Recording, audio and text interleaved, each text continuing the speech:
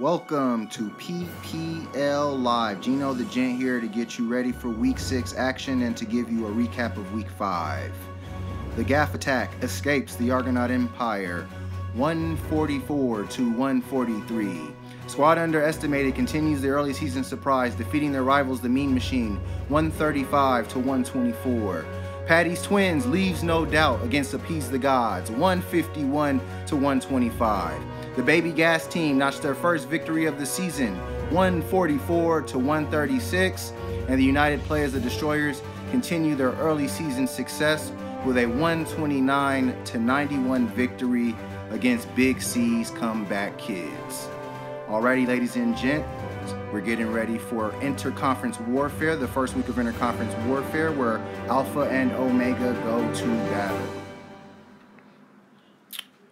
And congratulations to the Leave No Doubt Player of the Week, Tom Brady. Tom had 341 yards passing and 4 total TDs to lead the United Players in a huge victory over the Comeback Kids. Segueing us into our first matchup of Week 6, we have the Mean Machine taking on the United Players, the Destroyers.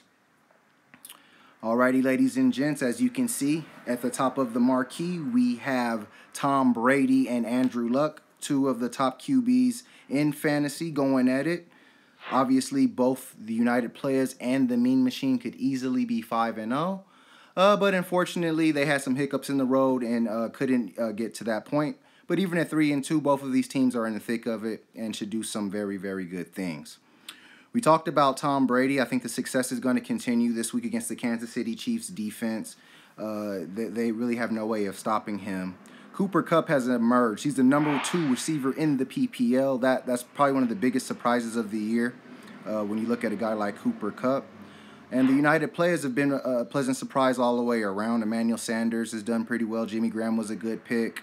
And they've done well with supplemental players like Nyheim Hines and the RB2. But let's talk about the new RB1 on the United Players, Mr. James White. Mr. White has been very, very impressive early on in the season.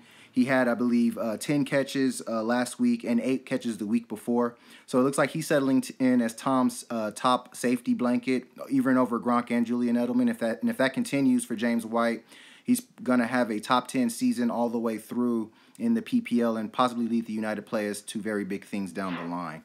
On the Mean Machine side, it just didn't go down the way they wanted it to. Monday night, Alvin Kamara and Michael Thomas didn't show up big. And unfortunately, they won't be able to show up at all this week because both men will be on a bye. And that's going to play a big, big role in this matchup for the Mean Machine. But Andrew Luck is a huge bright spot, 63 points the last 2 weeks. He's been on fire, throwing for huge yardage totals and getting touchdowns without T.Y. Hilton in the lineup. So as the season is progressing, Luck is starting to get better and better, and that's a welcome addition for the machine. Odell Beckham Jr. finally exploded, including a 57-yard touchdown. Unfortunately, it went to the Squad Underestimated, who was the opponent of the Mean Machine, but Beckham should get back in the mix and do good things. Looking at this matchup, it's a close one. Typically, the Mean Machine would be favored, but the United Players should take advantage of the Machine not having his Twin Saints. I have the United Players winning this matchup 120-110. I think that the Machine struggles without his Twin Saints. Moving on to our next matchup, we have Big C's Comeback Kids taking on the Baby Gas team. All right, Cellar Dwellers, here we are. It's 1-4 versus 1-4 as these two teams get underway. Devonta Freeman has been out since opening day, and I think it's had a pretty big effect on the Comeback Kids. He is their franchise player. But on the other end, Deshaun Watson is starting to emerge definitely as the franchise player that the Comeback Kids need. He had a solid 24-point performance despite the loss, and he's probably their most steady playmaker, being that a lot of the guys on the Comeback Kids, have struggled to find their footing. Obviously, it's not unprecedented for a Pantheon Cup finalist to struggle. But it does suck that the kids have fallen down so far. But Alshon Jeffrey is a guy who should help stabilize the scoring. He's a good option, and without there being any other viable receivers besides Nelson Aguilar, he should still be able to do big things. So I think Alshon can get back in the mix this week. Matt Ryan on the Baby Gas team side is doing well. I think he's going to continue to do well against the worst secondary in the league in Tampa Bay. Melvin Gordon, the number 3 RB in the PPL, he's actually catching a lot of balls out of the backfield, and that's really what's bolstering his ranking. And Phillip Rivers is going there religiously, and Gordon is also running well between the tackles, so that's going to be a big thing for him. Now, Larry Fitzgerald has been a huge disappointment. I know Rosen was supposed to open up the offense, but it just seems like his rapport with Fitzgerald isn't there, and they're not throwing the football very much, so it's probably, a situation where Fitzgerald, we're seeing the twilight of his career. That being said, I believe this matchup sets up as the lock of the week. I think that the two teams are going in opposite directions. And I have the Baby Gas team winning this matchup 124 to 108. I think the BGT makes it 2 in a row. And I think that they're going to make a late run in the Alpha Conference, and it's going to start through interconference warfare. Moving on to our next matchup, we have Only for the Boss taking on Appease the Gods. Alrighty, this matchup is going to come down to a Sunday night showdown between the Patriots and the Chiefs. Patrick Mahomes, the number 1 QB in the league, is going to play a huge role in how this matchup plays out. Obviously, the boss is going to big Chief all the way through, and even against the New England Patriots, he's not going to shy away from that strategy. The Chiefs' defense and coach will be in a detriment because of that, because I think the Patriots are the better team. I think they're going to find a way to slow down Mahomes despite Kansas City's hot start, and Belichick may have a trick up his sleeve. Rob Gronkowski can go a long way in helping appease the gods, get back on track. Like I said, that Patriot matchup is going to play a huge role, and if he's able to devastate that defense, that is going to play a huge part in the role of this matchup and help appease the gods turn it that way. Obviously, Gronk is off to a slow start, but I think he should be able to do some things this week against that porous secondary. I'm looking around the league around the lineup. Other guys, Mike Evans returns to the lineup. That's going to be big. I'm starting to love me some Joe Mixon. I think Joe Mixon is a very talented player, and with the carries that he's going to get, he's going to be a big part of that offense. Drew Brees is a guy that has been pretty much the biggest part of Appease the God's success. He's out this week, so it's going to be incumbent on ATG to make a good decision at quarterback. Looks like they want to go with Alex Smith there.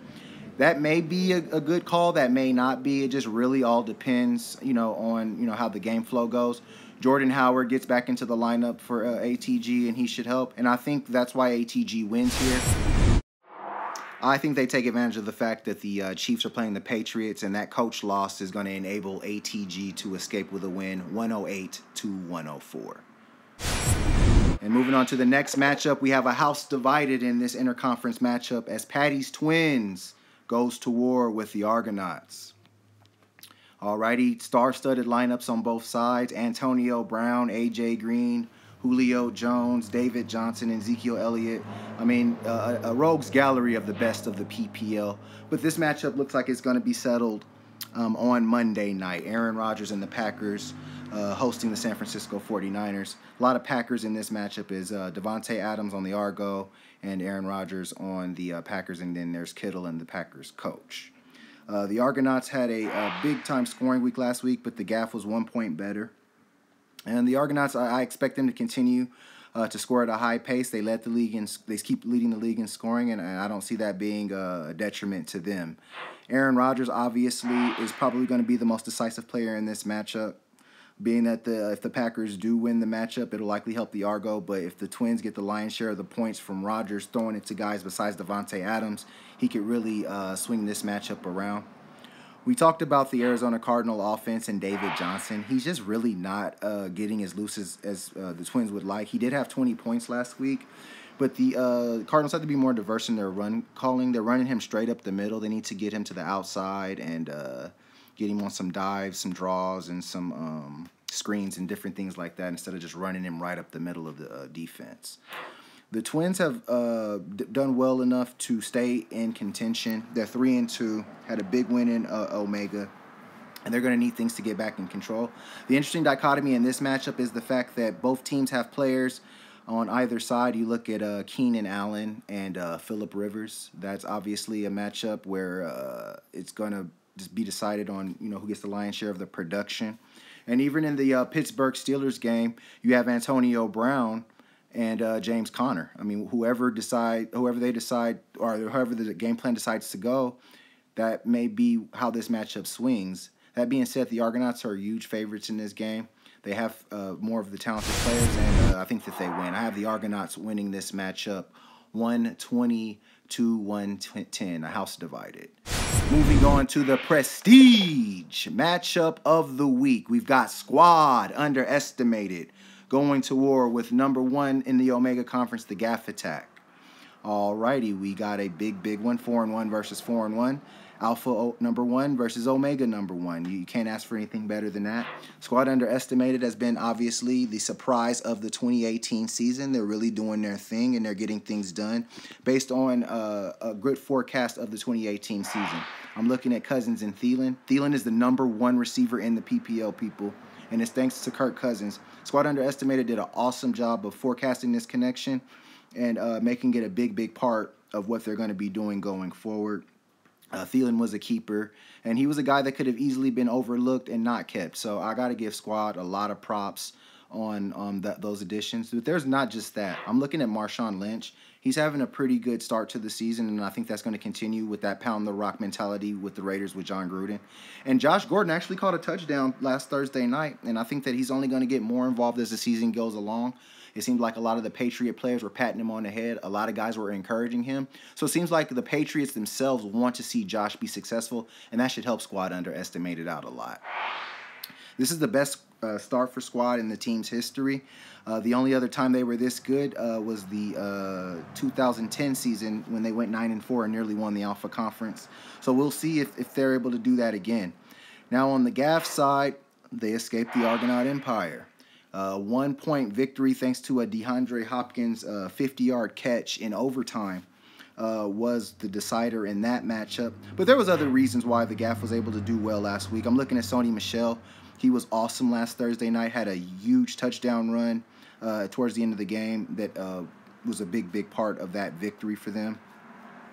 Todd Gurley leads the PPL in scoring. He's the best player in the PPL, and he's the reason why the Gaff is sitting in the pole position. I love Todd's preparedness. I love the offense that they're in. Sean McVay knows exactly how to get Todd involved, and Jared Goff is able to hold the ball long enough because of the offensive line that defenders, they go back so deep into coverage that when he dumps it off to Gurley, he has nothing but room to run. Gurley's going to continue to be a huge factor. Juju Smith-Schuster's ascension in the Steelers' offense continues. He's a guy that's eaten into a lot of AB's production. That's why AB's production is actually down this year. It's because of Juju Smith-Schuster. Zach Ertz got a lot of that garbage in that matchup last week. The matchup was out of hand. But, this is one where I like where Squad is at, and I don't think he's going to mind me picking against him one more time. I've got the Gaff Attack winning this matchup in a prestige showdown, 130 to 125. This matchup is easily one that could go either way. But we've got to go with the team that's been able to win consistently throughout the years.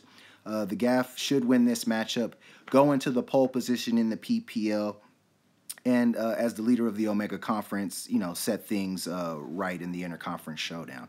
That being said, good luck to everyone, and may the odds be ever in your favor.